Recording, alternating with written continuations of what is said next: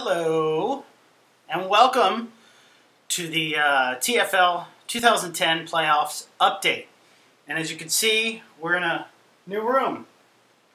I've moved the commissioner's office into my boudoir, and now you can see into my bedroom, which is creepy. So here we are, TFL Playoffs, and there are only 4 teams legitimately in the hunt to win the TFL for 2010. And let me go to the site. I have some notes here. Here is the deal. Last week, the Sandcats played the Ridgebacks, brother against brother, and I took them down. Took them down hard. And the Sandcats have moved on to the next round. And last year's champion slipped by the Alpharetta Strippers with a 107.86 to a 69.84 victory over the Strippers to also move on. And so last year's champion still alive. The Ridgebacks will face the Strippers in the consolation round and try to get into the 3rd place game. But the matchups are the Myrtle Beach Dogs, which are the #1 seed, against the Smyrna Sandcats. The Dogs have been, I mean, let's face it, they've been cruising all year.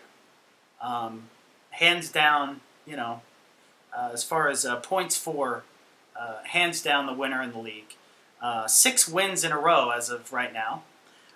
So really shaping up to be one of those, you know, very powerful teams, but do they just run into that thing where they lose in the playoffs, where they just that one game?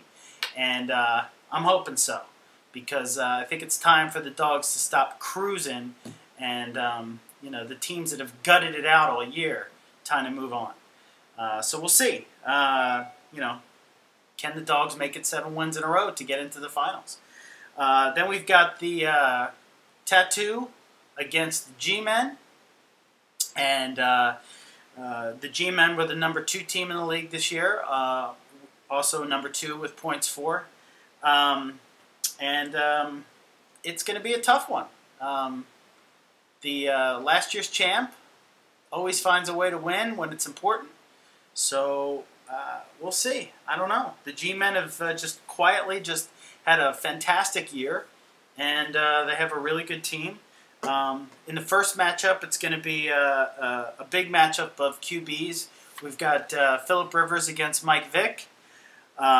We've got Turner against Foster, big running back matchups. Foster hasn't been running as well as he has been. Michael Turner's been running extremely well. Will the defense be the difference? I don't know. Tight ends? I don't know. It's going to be tough. I need the Dogs to lay down like dogs. In the other matchup, it's Brady and Breeze. We got some big wide receivers going up against each other. The 2 tight ends for the G-Men are suspect. You got Gates, who looks like he's going to play. You've got who's the other guy that you got on the lineup right now? You've got Antonio Gates on the bench, and you've got Todd Heap in the lineup. Now Heap is also still struggling with his injury, and they're not sure if he's going to be back. So that could be interesting there, the tight end matchup, because if both aren't able to go, the G-Men might be in serious trouble. I mean, do you pick somebody up? Do you hope one of them plays? The girl with the dragon tattoo has Jason Witten, who's been solid. You know, he's always a solid tight end, but without Romo, I don't know. So it's going to be some good matchups, and you know, I really, if you've seen the video, if you watch the league, which I implore everyone to please watch, to go back. You know, this past season is over, but I implore you to go back if you have on demand or something and watch the league. It's a great, funny show, and it's not just for guys, Leah. The humor is great, and there was a great scene at the end of this year where the actual commish loses on a last minute field goal by David Akers, and he goes completely nuts. And that's pretty much going to be me. If I can't finally win my league, I think I'm going to just shoot myself. But, of course, I'm kidding. So, we'll see. Good luck to everybody. And the teams that are out, I'm sorry. But it was a good year. I appreciate you all paying up. And hopefully you'll be watching and rooting along for your favorite other TFL team. So, that's the deal. And I'll check back with you after Christmas. No, wait.